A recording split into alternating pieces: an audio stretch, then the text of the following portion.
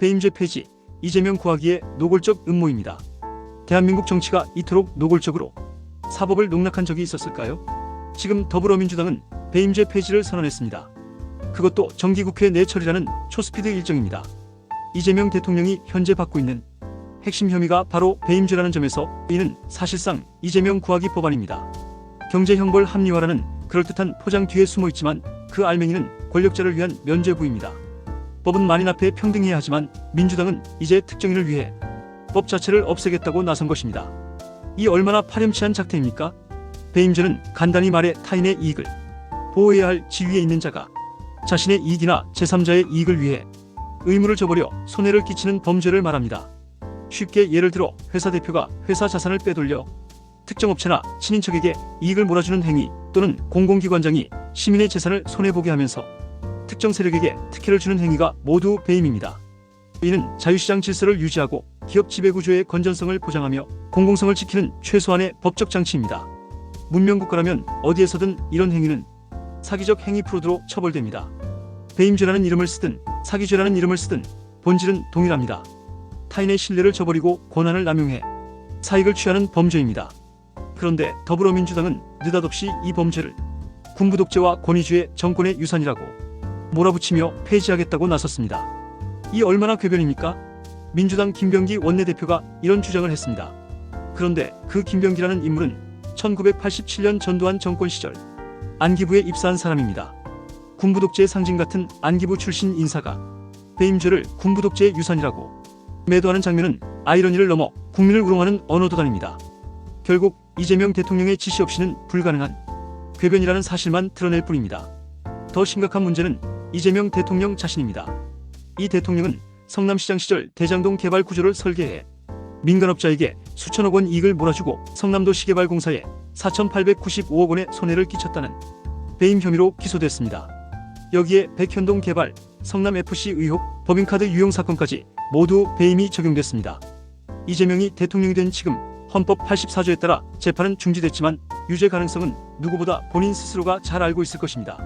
그러니 아예 배임죄 자체를 없애버려 면소 판결을 받게 하려는 것입니다. 더 가증스러운 것은 이재명 대통령이 과거에는 배임죄의 필요성을 누구보다 강조했던 사실입니다.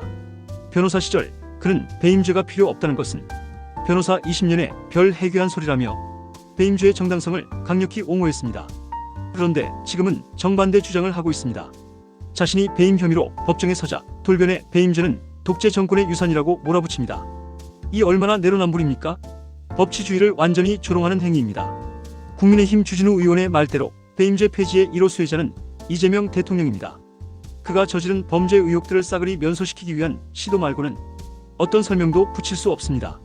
만약 이재명 대통령이 배임 혐의로 재판받고 있지 않았다면 민주당이 갑자기 배임죄 폐지를 꺼내 들었겠습니까?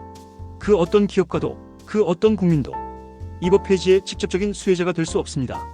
오직 한 사람, 이재명 대통령만이 이득을 보게 됩니다. 이 사태의 본질은 명확합니다. 민주당은 지금 나라의 법체계를 특정 개인을 구하기 위해 뜯어고치려 합니다. 그것도 대통령 자신을 위해서입니다. 대통령은 헌법에 의해 임기 중 형사소추를 받지 않습니다. 그러나 재판은 중단됐을 뿐 혐의는 그대로 살아있습니다. 임기를 마치면 다시 법정에 서야 하는 것이 당연합니다.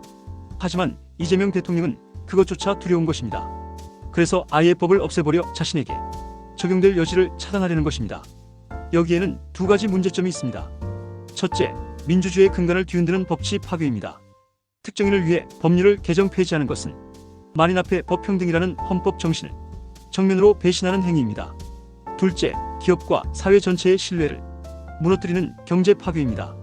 상장회사의 대표가 회사 돈을 빼돌려도 배임죄가 없다면 투자자는 어디에 의지하겠습니까? 주주의 권리가 유린되고 공공자금이 유용돼도 처벌하지 못한다면 한국 경제는 국제사회에서 신뢰를 잃고 곤두박질 칠 것입니다. 민주당이 그렇게 강조하는 코스피 5000 시대는커녕 외국인 투자자들이 한국 시장에서 등을 돌리는 최악의 결과만 불러올 것입니다. 한동훈 전 대표의 지적처럼 배임죄가 없다면 상장회사 대표가 자기 부인 회사의 회사 핵심 기술을 헐값에 넘겨도 처벌할 수 없다는 어처구니 없는 상황이 벌어집니다. 문명국가에서 이런 범죄가 처벌받지 않는 경우는 없습니다. 그런데 민주당은 이재명 대통령 한 사람을 위해 이런 범죄를 합법화하려는 것입니다. 나라를 개판으로 만들고 있는 것입니다. 국민은 기억해야 합니다. 이재명 대통령은 불법 계엄 시도라는 헌정 파괴의 덕을 봐서 대통령이 된 사람입니다. 윤석열 정권의 무모한 계엄 시도가 국민적 분노를 불러일으키며 상대적으로 이재명에게 기회를 준 것입니다. 재판은 중단됐고 권력은 그의 손에 들어왔습니다. 그런데 이제 그는 그 권력을 이용해 자신에게 적용될 법 자체를 없애려 합니다. 재판 지연에 이어 법률 삭제라는 두 번째 꼼수입니다.